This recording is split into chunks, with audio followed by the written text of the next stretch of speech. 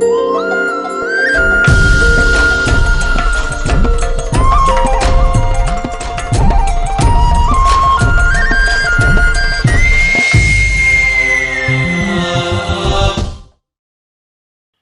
का जो विषय है वो पिरामिड नुमा है और मुसलमानों में भय वर्तमान परिस्थितियों में ये बड़ा अटपटा लगेगा। सामान्य लोग यही समझते हैं कि उनका भय है, लेकिन बड़ी ईमानदार कोशिश है ये जो विषय प्रतिपादित किया है आदरणीय मुनि जी ने।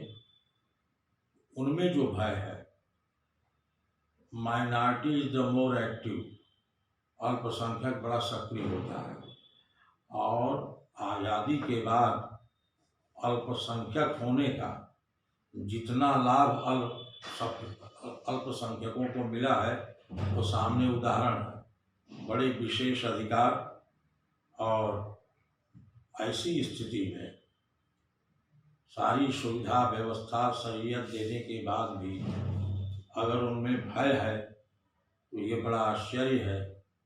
अब वो किस तरह का भ्रम है और भय है, इसका निरूपण प्रसिद्ध विचारक आपके सामने प्रस्तुत हैं, अपना विचार प्रकट करेंगे, इसकी मीमांसा करेंगे। तो आज का विषय है भारत में व्याप्त मुसलमानों में भय। आमतौर पर कहा जा रहा है कि भारत का आम मुसलमान वर्तमान परिस्थितियों में डरा हुआ है, भयभीत है। मैंने भी इस बात की जांच पड़ताल की, समझा तो यह बात पाया कि यह बात सच है कि भारत का आम मुसलमान वर्तमान स्थिति में डरा हुआ है। प्रश्न ये खड़ा होता है कि क्यों डरा हुआ है, कितना यह डर उचित है, कितना अनुचित है। इसके लिए हमको स्वतंत्रता के बाद के इतिहास तक जाना पड़ेगा।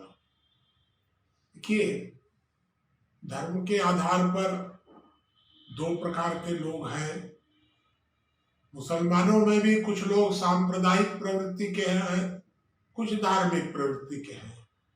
हिंदुओं में भी कुछ लोग सांप्रदायिक प्रवृत्ति के हैं, कुछ धार्मिक प्रवृत्ति के हैं। सांप्रदायिक प्रवृत्ति वालों को संगठित कहा जाता है। वो किसी न किसी संगठन से जुड़े रहते हैं, चाहे वो हिंदू हो या मुसलमान। जब भारत स्वतंत्र हुआ तो भारत के संगठित मुसलमानों ने भारत सरकार के साथ मिल करके एक संगठित वोटों के आधार पर वरीयता प्राप्त कर ली और यहाँ के हिंदुओं को एक तरह से दूसरे दर्जे का नागरिक बना के रखा। आप जरा विचार कर लीजिए कि 70 वर्ष हो गए इस बात को और धीरे धीरे भारत के सांप्रदायिक मुसलमानों का मनोबल बढ़ता चला गया।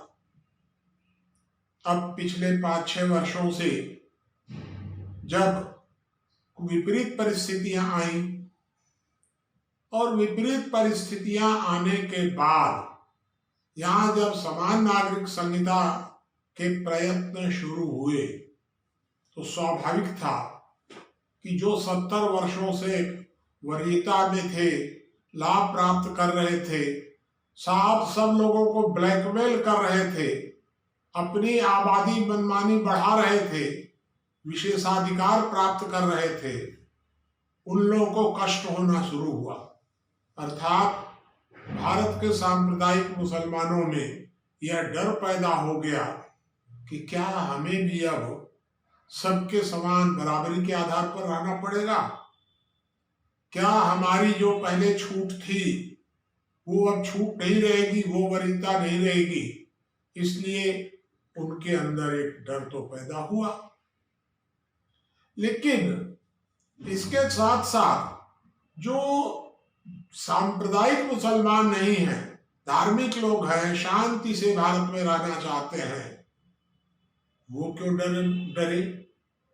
उनको तो नहीं डरना चाहिए था, वो भी डरे। क्योंकि जो ही सरकार बदली त्यों ही सांप्रदायिक हिंदुओं ने हिंदू राष्ट्र का नारा उछाल दिया। अब जो शांति प्रिय मुसलमान थे उनके सामने एक संकट खड़ा हो गया कि अगर वो सांप्रदायिक मुसलमानों के साथ नहीं जाते हैं तो सांप्रदायिक हिंदू परेशान करेंगे, क्योंकि हिंदू राष्ट्र चिल्लाना शुरू हो गया। इनके अंदर भी डर पैदा हो गया और ये दोनों स्थितियां अच्छी नहीं थी। और सही बात यह है कि भारत के किसी भी नागरिक को जो शांति प्रिय है, चाहे वो हिंदू है या मुसलमान है, उसे भयमुक्त रहना चाहिए। और जो सांप्रदायिक है, जो समानता के आधार पर नहीं रहना चाहता है, जिसको विशेष अधिकार चाहिए, उसको डरना ही चाहिए। 70 वर्षों तक सांप्रदायिक मुसलमानों ने डरा करके रखा और अब 5-6 वर्षों से सांप्रदायिक हिंदू डरा कर रखना चाहते हैं। ये दोनों स्थितियां अच्छी नहीं है। जो संगठन पर विश्वास करते हैं, समाज को सर्वोच्च नहीं मानते हैं, जो यह मानते हैं कि हमारा इस्लाम या हमारा हिंदुत्व समाज से भी ऊपर है, उनको डरना ही चाहिए। तो इसलिए आज ये एक बहुत बड़ी समस्या भारत में पैदा हो गई है कि अब सांप्रदायिक तत्व दो गुटों में बंटकर आपस में टकराते हैं और शांति प्रिय लोग उसमें परेशान होते हैं, चाहे वो शांति प्रिय मुसलमान हो या शांति प्रिय हिंदू। पिछली 70 वर्षों से जो स्थिति चली आ रही थी, उस स्थिति को बदला जाना चाहिए और वर्तमान सरकार उस स्थिति को बदलने का प्रयास ईमानदारी से कर रही है। मुझे ये पक्का विश्वास है कि वह ईमानदारी से प्रयास हो रहा है। लेकिन सांप्रदायिक हिंदू जब बीच बीच में हिंदू राष्ट्र का नारा उछाल देते हैं तो यहाँ के शांति प्रिय लोगों के मन में डर पैदा हो जाता है कि कहीं यह सरकार उसी तरह सांप्रदायिक हिंदुओं के दबाव में तो नहीं आ जाएगी जिस तरह सांप्रदायिक मुसलमानों के दबाव में 70 वर्षों तक वह सरकार एक पक्षीय रूप से मुसलमानों को प्रोत्साहित करती रही। ये डर तो पैदा होता है। इसलिए मेरा यह मत है कि इस समस्या का समाधान होना चाहिए और इस समस्या का समाधान ये है कि भारत में प्रत्येक व्यक्ति को धार्मिक स्वतंत्रता हो, लेकिन धर्म के आधार पर कोई संगठन नहीं बनेगा। कॉमन सिविल कोड होना चाहिए, यहाँ पर समान नागरिक संहिता होनी चाहिए। मैं आपको एक बता दूं इशारे में कि जो भारत के सांप्रदायिक हिंदू आज से 5 वर्ष 6 वर्ष पहले मोदी जी के आने के पहले समान नागरिक संहिता की बात कर रहे थे कि हमारा लक्ष्य है समान नागरिक संहिता, अब उनके मुंह से समान नागरिक संहिता नहीं निकल रही है, अब कह रहे हैं हिंदू राष्ट्र। तो भाई देखिए, ये बात बिल्कुल पूरी तरह गलत है। मैं सांप्रदायिक मुसलमानों को कुचलने के का पक्षधर हूं कि सांप्रदायिकता को पूरी तरह कुचल दिया जाए और सांप्रदायिकता के विस्तार में भारत के कट्टरपंथी मुसलमानों ने बहुत बड़ा योगदान दिया है इस स्थिति को बिगाड़ने में। अर्थात भारत की धर्मनिरपेक्षता का लाभ उठाने में वे सबसे आगे रहे हैं।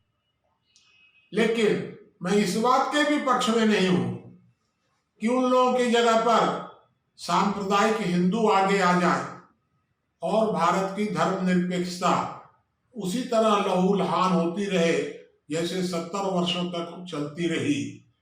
मुझे विश्वास है कि हमारी सरकार इस स्थिति में पूरी तरह धर्मनिरपेक्ष आधार पर काम करेंगी, अर्थात समान नागरिक संहिता लागू करेंगी और समान नागरिक संहिता के आधार पर देश को आगे बढ़ाने में एक कटिबद्ध रहेगी, प्रयत्न करती रहेगी।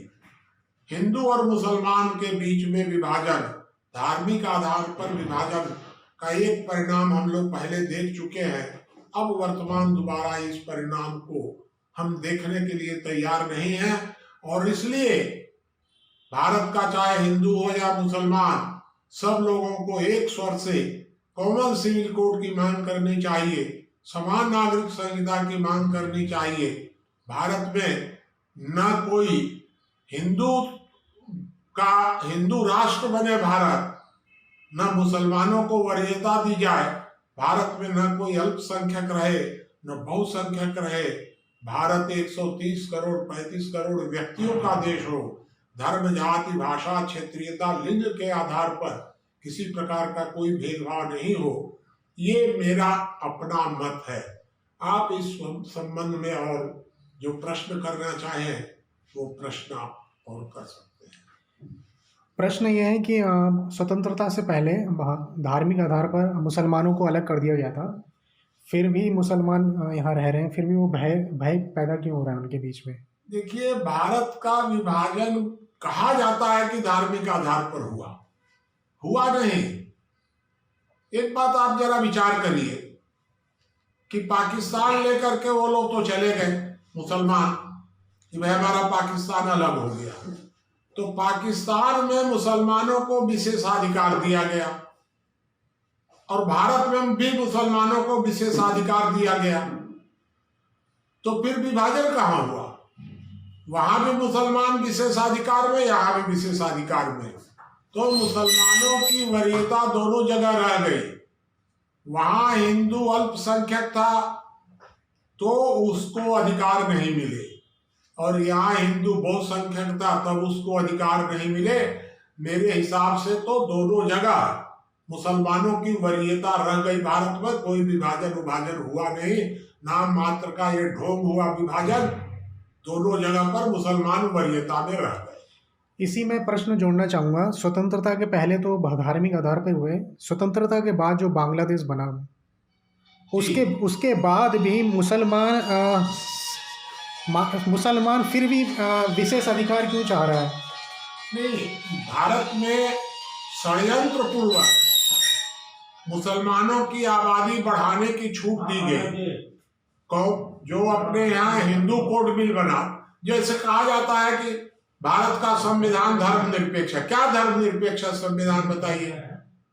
जिस संविधान के अंतर्गत लिखा हुआ है धर्मनिरपेक्ष और हिंदुओं के लिए अलग कानून बन रहा है, मुसलमानों के लिए अलग कानून बन रहा है। षड्यंत्र पूर्वक मुसलमानों को आबादी बढ़ाने की छूट दी गई और हिंदुओं को आबादी घटाने के लिए मजबूर किया गया। यह षड्यंत्र जो अंबेडकर और नेहरू ने मिलकर के भारत में किया, उस षड्यंत्र का यह परिणाम है कि भारत में आज हिंदू मुसलमान के बीच में टकराव हो रहा है। क्योंकि एक पक्ष को अगर आप ज्यादा आगे बढ़ाएंगे और दूसरे पक्ष को अगर नीचे गिराएंगे तो कभी न कभी भविष्य में टकराव स्वाभाविक है। एक प्रश्न और है, मुसलमान क्या शांति प्रिय होता है? दूसरा, दारुल इस्लाम को थोड़ा समझाइए विस्तार से। देखिए, पहली बात तो यह है कि मुसलमान शांति प्रिय होता है, यह बात बिल्कुल सही है, क्योंकि मुसलमानों में दो प्रकार के लोग हैं। एक है धार्मिक मुसलमान, एक है संगठित मुसलमान। जो धार्मिक मुसलमान होता है वो पूरी तरह शांति प्रिय होता है, जरा सा भी उसको कोई टकराव नहीं रहता है उसका। लेकिन जो संगठित रहते हैं मुसलमान, वो सांप्रदायिक होते हैं, पूरा कट्टर होते हैं, टकराने के लिए तैयार हैं, मरने मारने के लिए तैयार रहते हैं।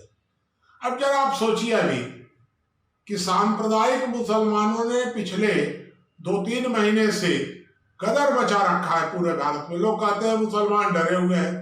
ये क्या डरे हुए हैं? गोली चला रहे हैं, आग लगा रहे हैं। अब 70 दिनों से सड़क बंद करके बैठे हुए हैं। अब अजीब गुंडागर्दी है।